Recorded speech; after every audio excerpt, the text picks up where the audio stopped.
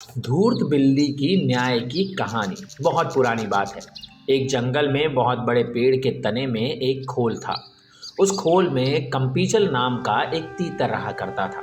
हर रोज वह खाना ढूंढने खेतों में जाया करता था और शाम तक लौट आता था। एक दिन खाना ढूंढते ढूंढते कंपीचल अपने दोस्तों के साथ दूर किसी खेत में निकल गया और शाम को नहीं लौटा। जब कई दिनों तक तीतर वापस नहीं आया तो उसके खोल को एक खरगोश ने अपना घर बना लिया और वहीं रहने लगा। लगभग 2 से 3 हफ्तों के बाद तीतर वापस आया। खा खाकर वह बहुत मोटा हो गया था और लंबे सफर के कारण बहुत थक भी गया था। लौटकर उसने देखा कि उसके घर में खरगोश रह रहा है। यह देखकर उसे बहुत गुस्सा आया और उसने झल्लाकर खरगोश से कहा, यह मेरा घर है, निकलो यहाँ से। तीतर को इस तरह चिल्लाते हुए देखकर खरगोश को भी गुस्सा आ गया और उसने कहा, कैसा घर? कौन सा घर? जंगल का नियम है, जो जहाँ रह रहा है वही उसका घर है।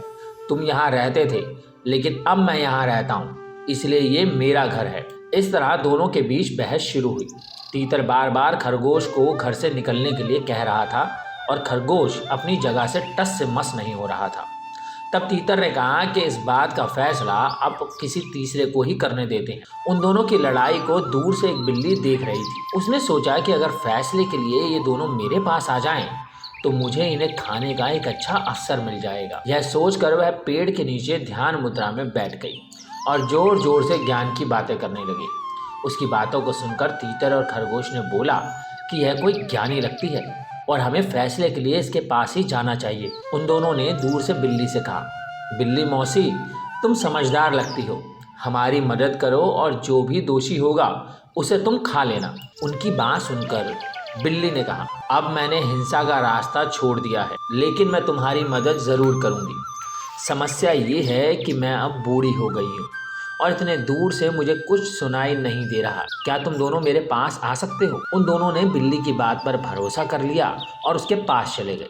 जैसे ही वे उसके पास गए, बिल्ली ने तुरंत पंजा मारा और एक ही झपट्टे में दोनों को मार डाला। तो दोस्तों, कैसी लगी ये कहानी और ये कहानी हमें क्या सिखाती है? इस कहानी से हमें ये सीख मिलती है कि हमें झगड़ा नहीं करना चाहिए और अगर झगड़ा हो भी जाए तो किसी तीसरे को बीच में नहीं आने देना चाहिए।